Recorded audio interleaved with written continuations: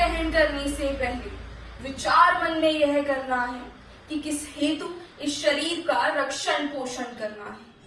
हे परमेश्वर, प्रार्थना नित्य तुम्हारे चरणों में, लग जाए तन मन धन मेरा विश्व धर्म की सेवा में। नमस्कार, मैं हूं पूर्वांगी सिंह आयुर्व्यंजनम से। भोजन से ही शरीर की धारणा तथा पोषण होता है। भोजन ही हमारे शरीर को कार्य करने का बल देता है। हमारी संस्कृति में ये कहा गया है कि भोजन एक मात्र पेट भरना नहीं है, इसे एक यज्ञ कर्म की जैसे पवित्र कर्म मानना चाहिए। आयुर्वेद के अनुसार भोजन के 3 प्रकार होते हैं। सात्विक भोजन, जिसमें ताजा, हल्का, रसयुक्त और पौष्टिक भोजन आता है। राजसी भोजन, जिसमें व्यंजन अधिक मिर्च मसाले वाली वस्तुओं के साथ साथ चाय, कॉफी, सोडा, कोको, पान, तंबाकू, शराब आदि चीजें शामिल होती हैं। वर्तमान में होने वाली अधिक बीमारियों का कारण राजसी भोजन ही है।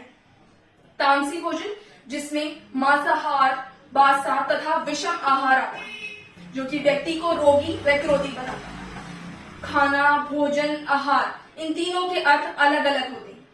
खाना, जिसमें सभ्यता, संस्कृति, सत्कार, आदर कुछ भी नहीं होता, सिर्फ खाना होती है। भोजन यह होता है जिसमें सभ्यता, संस्कृति तो होती है, परंतु सत्कार और आदर नहीं होता।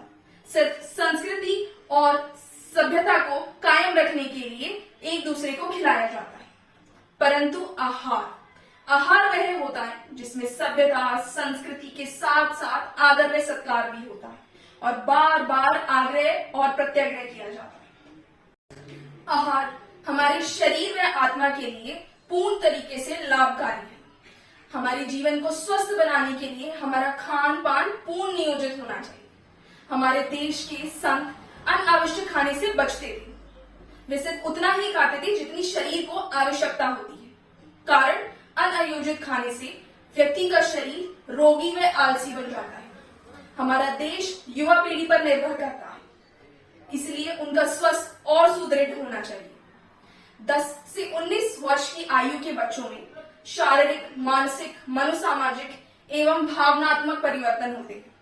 इन सभी चीजों के साथ सामंजस्य रखने के लिए उनके आहार में सही तरीके से पोषक होने चाहिए, जैसे कार्बोहाइड्रेट, विटामिन, मिनरल्स, आयरन आदि।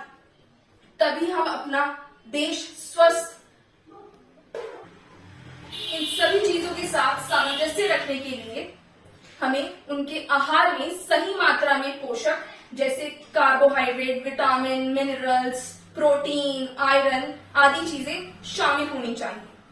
तभी हम स्वस्थ, मजबूत और युवा भारत बना पाएंगे। आहार को कैसे करना चाहिए, उसमें क्या क्या सम्मिलित करना चाहिए, इस बारे में हम आगे वाली वीडियो में डिस्कस करेंगे। धन्यवाद।